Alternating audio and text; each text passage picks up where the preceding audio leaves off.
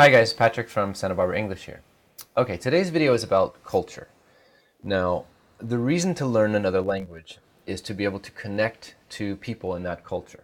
Okay, that's the whole reason to learn the language is to be able to connect to the people. The more you know about their culture, the easier it is to make connections. Now, a lot of students will work on their speaking and their listening and their reading and their writing, and their speaking and their listening and their reading and their writing. And that's important, of course, but it doesn't really help with the social skills because they don't have a way to make a connection to the people in that culture, right? If you go to a country that is a very similar culture to yours, you already know what's funny or what's polite or how to behave in this situation. What should I do here? What should I say here, right? And you just have to worry about the language. If you go to somewhere that's very, very different, you're going from Asia to the West or to the Middle East or to Africa, now it's not just the language that you have to learn, but it's the social skills. How do I be polite? How do I be funny? How do I be friendly? Things like that. So even though I'm a language teacher, a lot of my lessons are involved with learning about the culture because you have to understand the culture if you want to have social skills.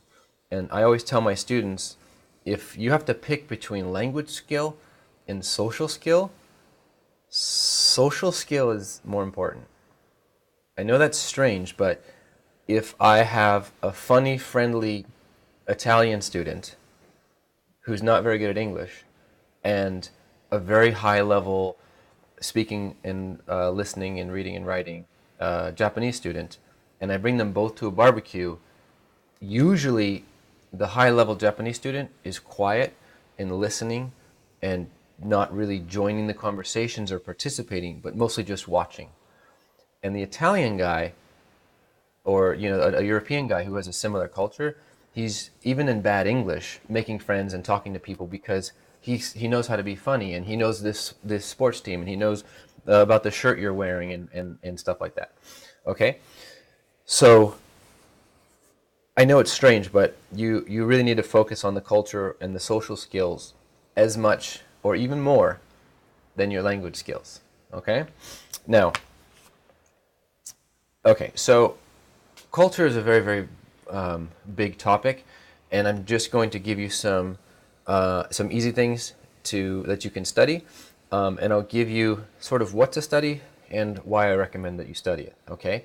So the last video I was talking about communication, and communication is more on how we communicate. And today's video is more about what we communicate about and why, okay? So what and why.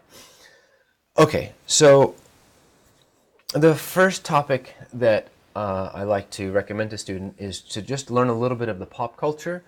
Really, really simple, right? Do you know, for example, any of our top 5 TV shows right now in California, for example? Do you know any of the top 5 or top 10 songs? Do you know any of the most popular movies right now? Do you know some celebrities or some holidays, some popular culture like that? Because if you don't, you might not be able to join the conversation with me and my friends at a barbecue, right? So if we go to the beach today in California, we go to a barbecue, there's a good chance that my friends are going to be talking about, oh, did you see this new movie, or did you hear this song, or this TV show? Did you watch last night's episode or something, right? And if you, I don't know your movies, your shows, your music, or or any of these things, it's just going to be a little bit hard to connect. Okay.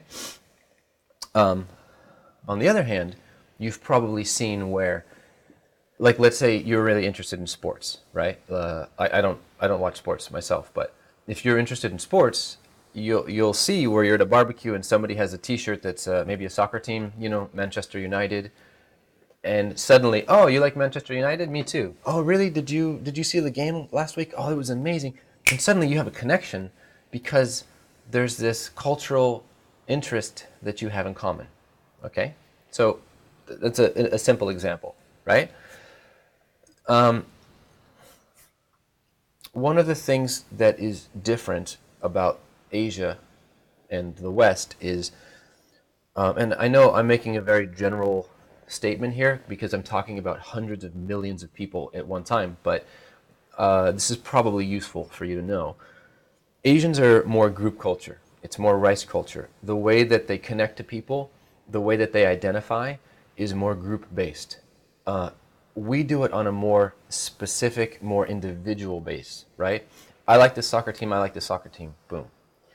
If you say, I like sports,